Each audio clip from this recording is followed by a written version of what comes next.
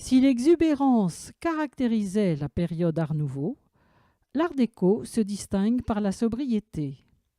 Le trait courbe et sinueux fait maintenant place à une ligne droite et anguleuse.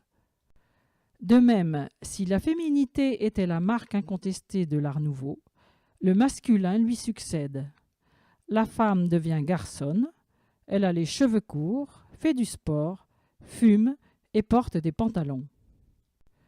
Ces changements commencent à s'opérer dans la première décade des années 1900 et s'imposent vraiment après la Première Guerre mondiale.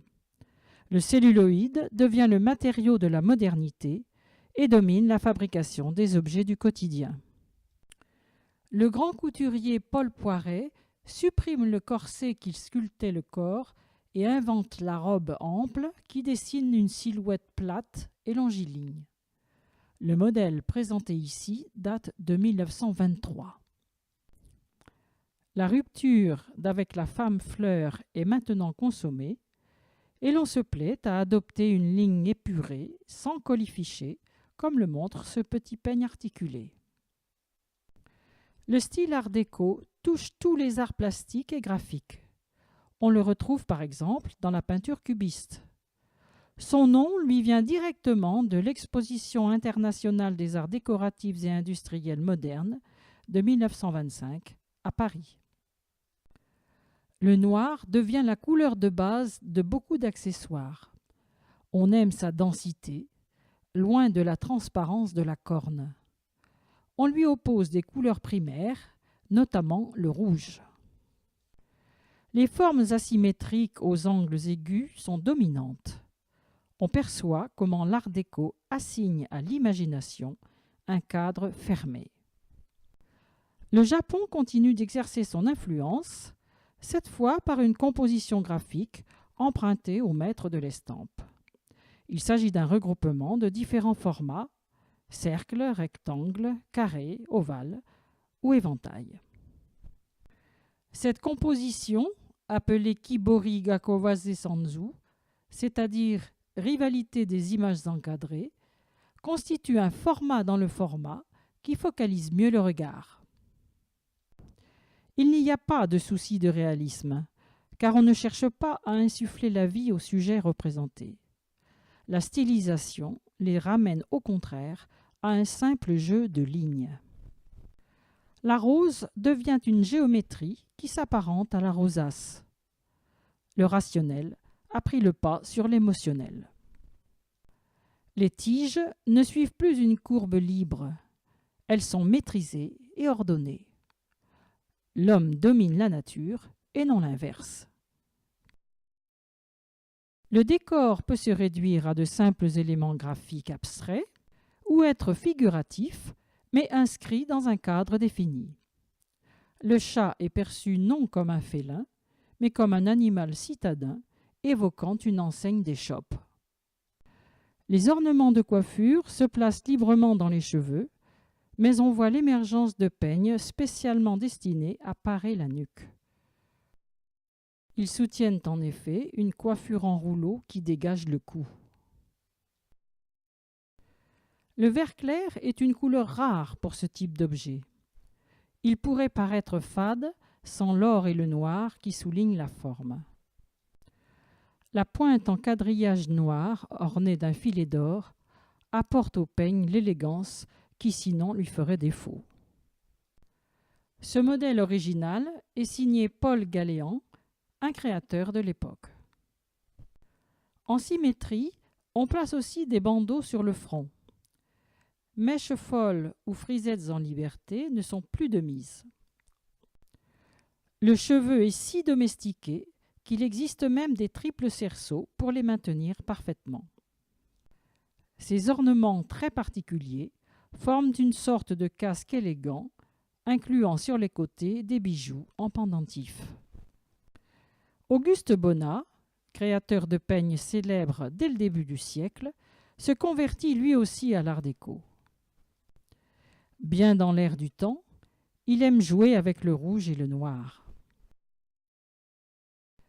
Derrière cette opposition de couleurs transparaît l'image de la femme espagnole, avec ses cheveux de jais et sa manière d'y piquer un peigne.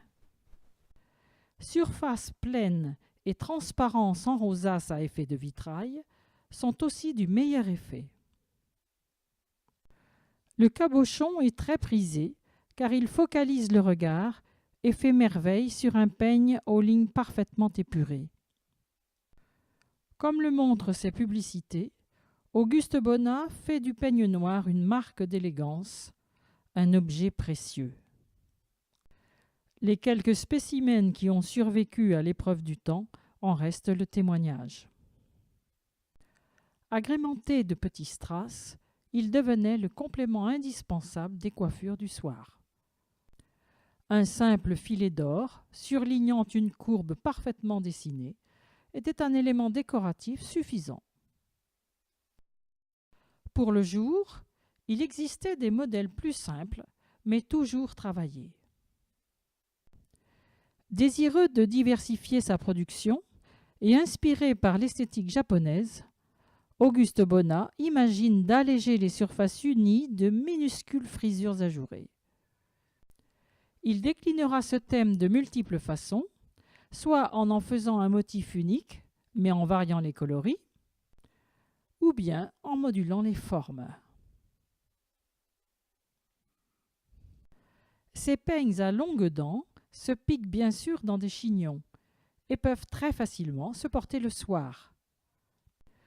Le peigne à surface lisse et sans motif fait son apparition dans les années 20.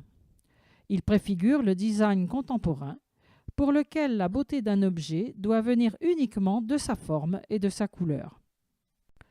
Assorti d'une mantille, il reprend la tradition espagnole, comme le montre explicitement cette publicité audacieuse. La recherche esthétique amène au dialogue entre les surfaces pleines et les surfaces ajourées. Ce petit modèle particulièrement élaboré en est un bel exemple, car il offre une combinaison étonnante de formes. Le cercle contient une étoile qui contient un carré. Auguste Bonnat a compris très tôt l'intérêt de présenter par la publicité ses créations comme des objets d'art tout autant que de séduction. Le celluloïd n'est plus un substitut de l'écaille. Il a maintenant droit aux écrins traditionnellement réservés aux bijoux. Par le terme haute mode, Bonnat assimile ses créations au monde de la haute couture.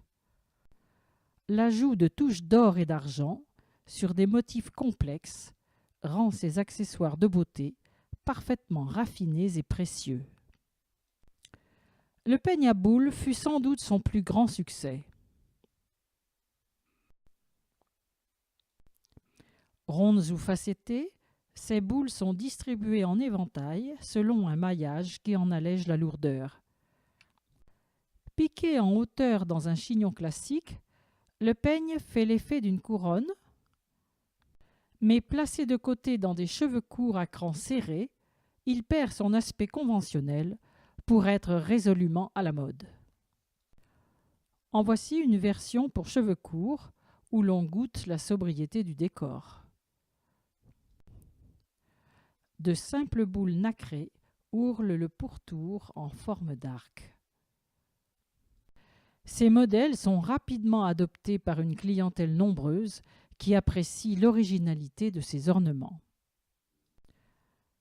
Mais le talent d'Auguste Bonnat ne s'arrête pas là.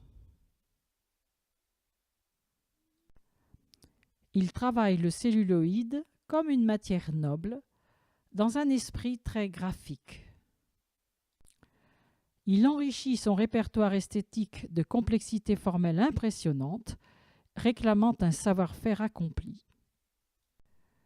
Il maîtrise les arabesques dans une géométrie inventive qui évoque les décors de stuc des palais mauresques.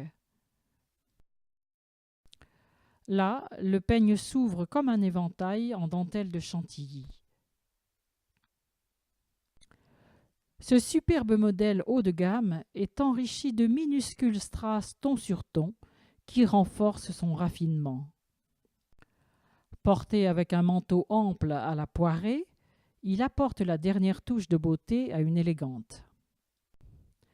À cette époque, la ville d'Oyonnax, dont Auguste Bonnat est originaire, est à la pointe de la production en France et de nombreux autres artisans proposent aussi leur création.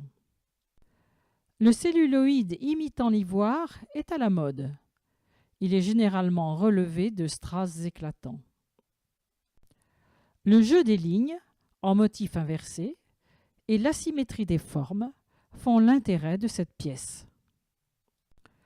Celle-ci présente des lignes beaucoup plus pures. Le décor est fait de l'opposition du fond crème et du noir, d'une surface lisse alternant avec une surface piquetée de strass. Les strass, disposés ici en figure géométrique, constituent à eux seuls le décor.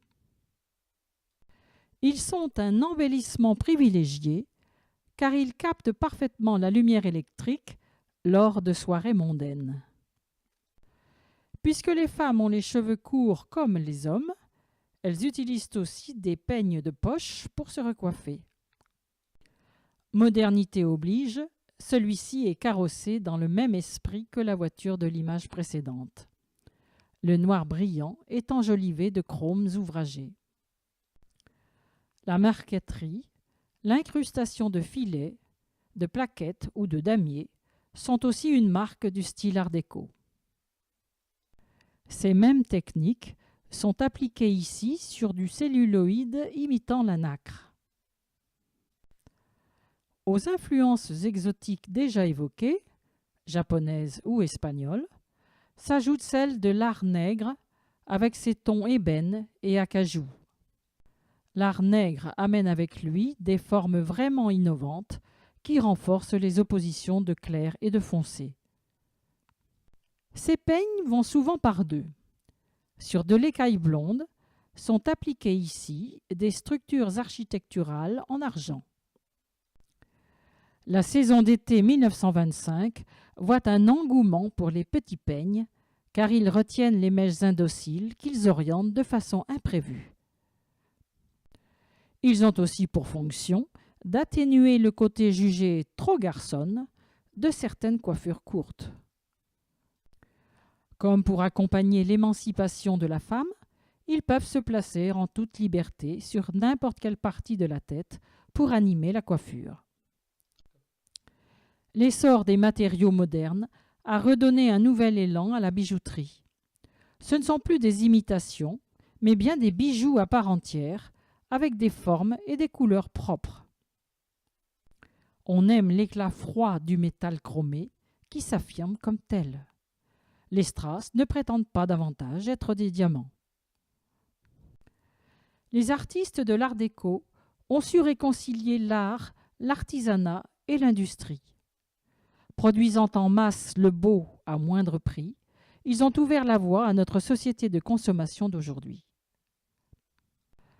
Le style art déco est un mouvement français, mais il a eu un retentissement international dans d'autres domaines comme l'architecture et sur tous les arts appliqués. Il décline après 1935, mais reste un moment fort dans l'histoire des arts. L'art nouveau et l'art déco sont souvent comparés, car ces deux mouvements ont une approche esthétique opposée. Le féminin ayant été porté très haut, le masculin, menacé dans sa suprématie, le ramène vite au silence. L'un ou l'autre ne propose cependant qu'une vision fantasmée de la femme.